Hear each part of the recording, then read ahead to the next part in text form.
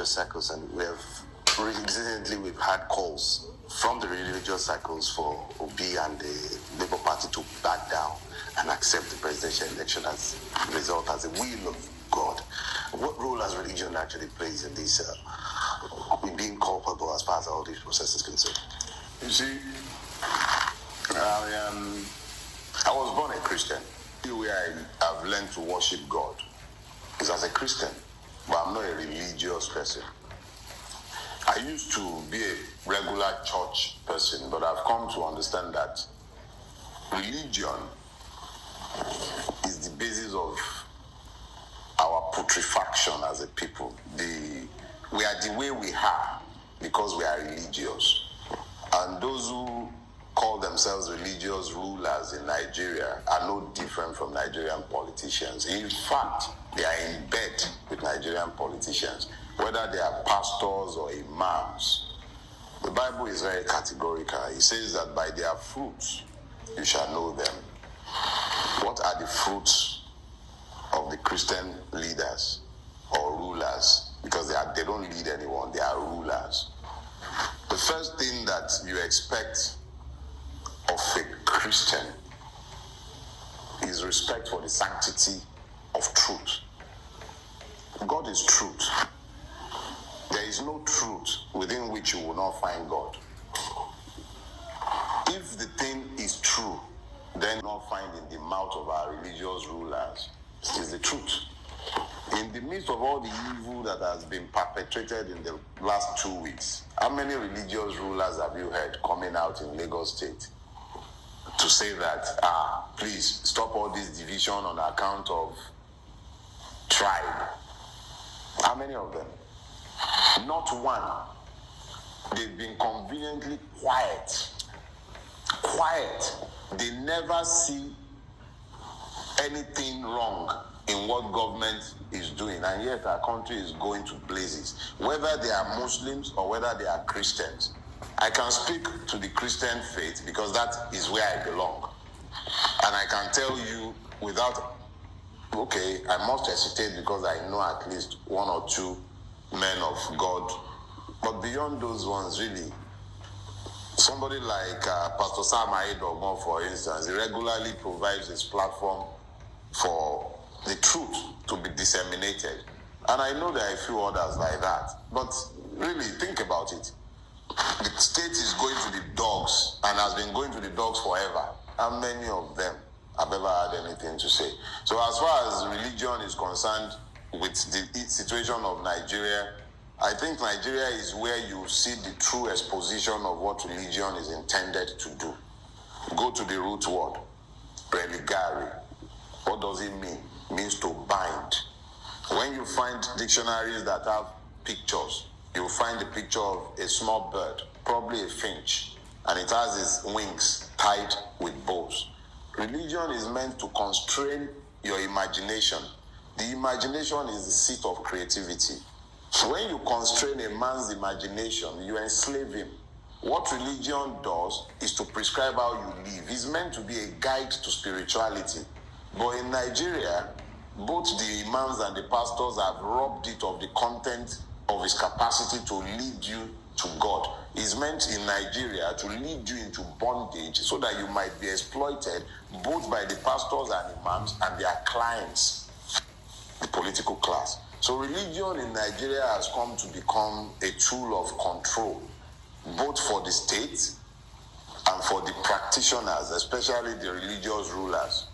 Afan Sara, Omojonru, that's the way it is. That's why you find this undue emphasis on money, prosperity. Nobody is talking about truth and accountability. Yes, let me also take you up on this. The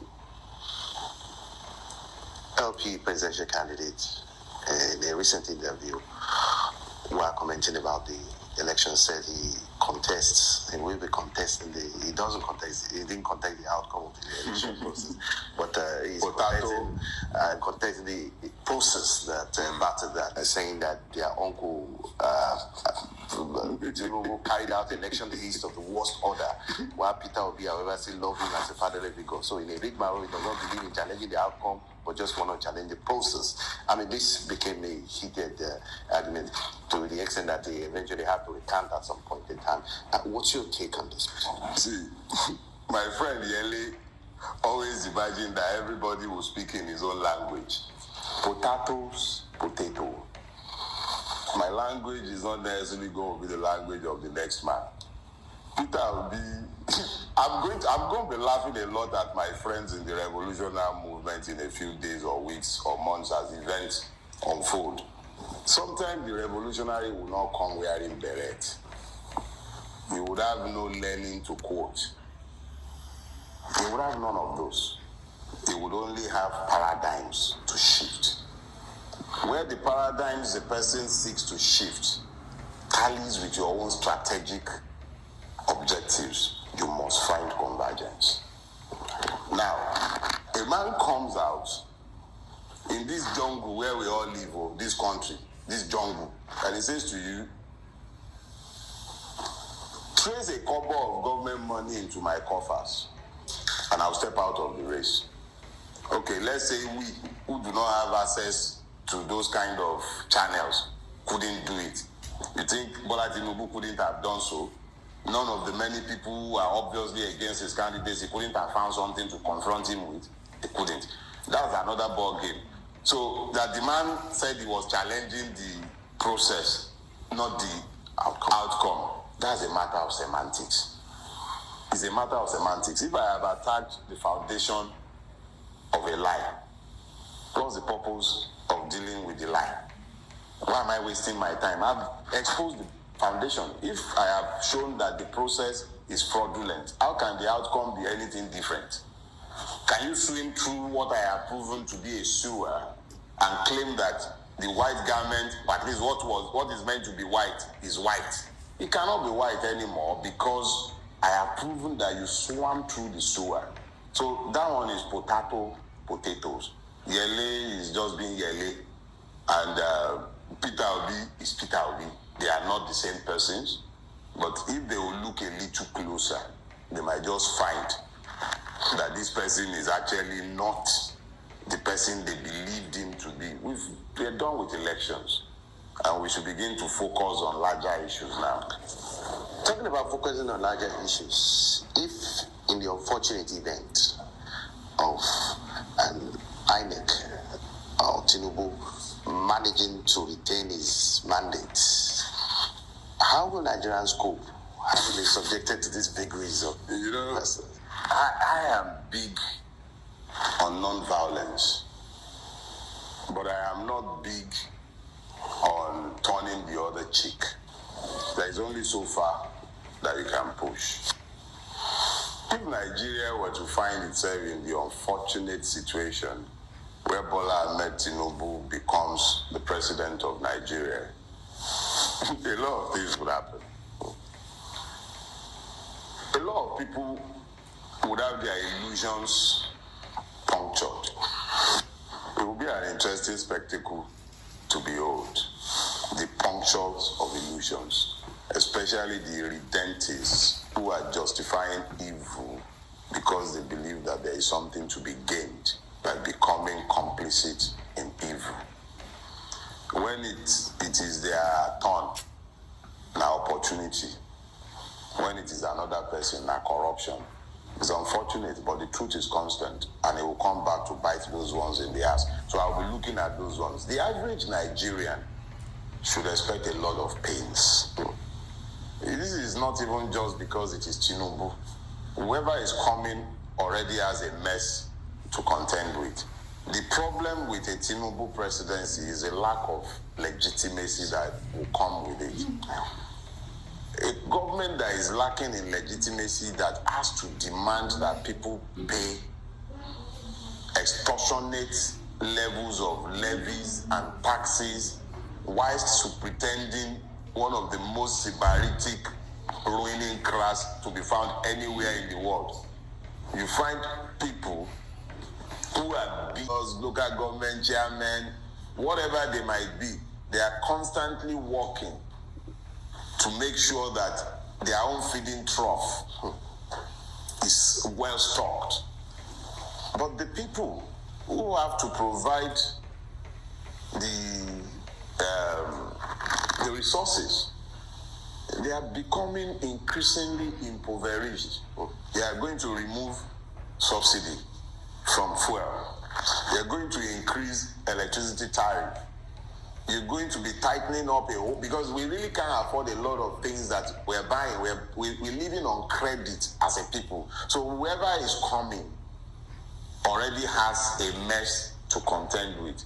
If it is now somebody who is manifestly unfit for the job, I hate to imagine what is coming to Nigerians, but I do know that perhaps, maybe, just maybe, is coming, God forbid, might help to consecrate people's mind, because all the illusions should disappear at that time. There's been a major shift in the electoral configuration of the country, and no doubt about it, considering the fact that the myth about the dominance of the political landscape by both the PDP and the APC can no longer be the same again, and considering the fact that Labour Party virtually defy the rule of thumb with little or no organizational structures across the country, and they changed the political landscape. What does this portend for the future of politics in this country? A lot.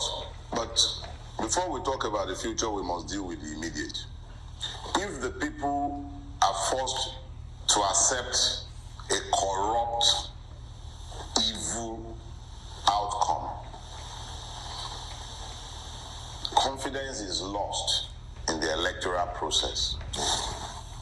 If confidence is lost in the electoral process, you must also understand that given the preponderance of evidence that I am confident we are able to lead before the tribunal, the confidence that has already been eroded in the judiciary would have also been further destroyed, because the judiciary would have to, just the way it did, just the way the Supreme Court has done and conducted itself in relation to the Naira swap, to Machina and Lawan, in relation to the Senate President Akpabio, in relation to Imo State Governor Uzodinma. If it keeps up, if it brings a decision as debauched as any of those, it would merely confirm what they like. I have said it, and I'm on record as saying clearly that our Supreme Court is incapable of delivering justice. I said that without any hesitation. It will now be up to it and the public to determine on the preponderance of evidence that will be placed before it whether it is confirming his inability to carry out justice. But they're very clear. Justice must not only be done, it must be seen to have been done. So it is up to what the electoral system delivers on Saturday, what the judicial system delivers on Saturday, what the armed forces and the police delivers, because it's a systemic thing. If they deliver as they should, which they did not do on the 25th, what you will find happening is that the system will deploy hatred as it just deployed it in Lagos State, as it deployed it that I just reported to you about the market that was burnt in Maiduguri. We have video. I'm not talking off the chat. We have video. It burnt for 3 days because Zulum was beating black and blue in Maiduguri. And yet, what was recorded for Peter will be there. So those are the kind of things that we saw across the country. So if they continue along that path of undermining the capacity of the system to deliver changes, what should have emerged as a movement for change might become something else with time. Because if you have denied hope, you have to close the road to an electoral change. A person who has been told that he can't have electoral change, the courts will not give him justice, you are telling the person to find alternative means for change. You legitimize the voice of the separatists in the midst of that, because the separatists will then look at the like of us who have been begging them, come into the electoral process, join the democratic system, so that what you are demanding by force of arms, by agitation, we might get it politically if we have the right leadership in place that understands the need to do these things we are agitating for. So if the system closes off the road to change, what it does is that it legitimizes the voices of those who had always insisted that the system is incapable of change and must be destroyed for anything to happen. History, they say, has a way of repeating itself. The first time I say, in fact, as a tragedy. You, in a recent tweet you made on your Twitter handle, you said that history does rhyme, and I swear, quoting your quotes, that we've been here before. Tinubu is Abacha, Buhari is Babangida, and Obi is Abiola. Yes. It was a tragedy to behold in 1993. Not exactly tragic comedic in its current iteration, but frustratingly farcical in the extreme. Can you clarify this, man? Let me explain something. It used to be that like 5, 6, 7, 8 years ago, when a thought comes to my mind, I'll sit down and I'll write a long essay explaining the thought so that others might read and come to understand that I am dealing with an intellectually indolent generation. Their capacity to exercise their God-given brain has been hampered by the weaponized ignorance that the system had unleashed on 2 generations of Nigerians.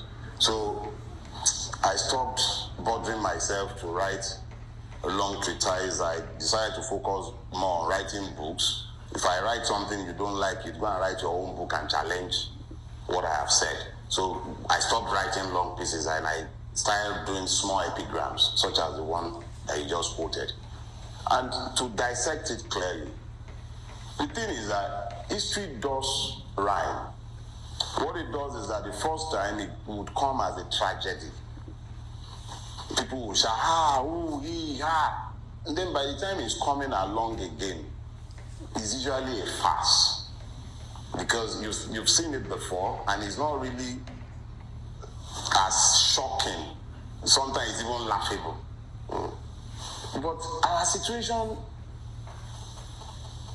it's funny because what I saw was this. The commonality between June 12, 1993 and 25th of February this year is essentially about the truncation of the will of the people.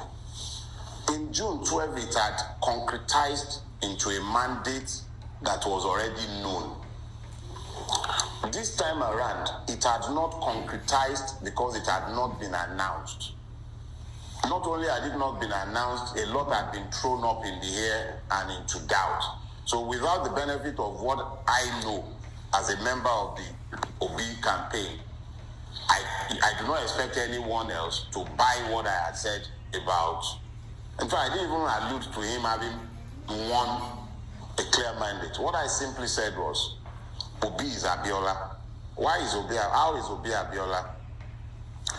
Obi is the one that ignited the passion of the underdogs. Every Nigerian that believed himself to have been disadvantaged, who was engaged in the political process to a very large extent. If I say every, I'll be discounting my brother Yele. So it will not be clear or right to say every. But the majority of disadvantaged Nigerians, overwhelming majority of them, bought into the obedient movement and bought into the hope for change. So the person in that race that signified hope, whether my orange beretted friends like it or not, the reality is that that was the person in the race that was seen clearly in the race as representing the hope and aspiration for a better tomorrow. So, in saying that Abiola and Obi is Abiola, I am completely correct and I stand by what I said. When I said Tinubu is Abacha, he is an usurper. of the people's will. That is the parallel. He has a stolen mandate on him. Nobody has given him that mandate. He stole it, he bought it, he snatched it, he killed for it, literally, because nobody gave him that mandate. It is a procured mandate. That is the similarity. And it's actually part of why I said, well, I think I described it as, was it a tribe? I said it couldn't. Yes. I said something about, anyway, key thing is this. Tinubu has tried over the years to be seen as Abiola's alter ego, like the reemergence of Abiola. He has, in fact, at some point, sought to appropriate hope as his mantra. But the tragedy is that Abiola is the man that Bola Ahmed Tinubu can never be. No matter what else anyone might have.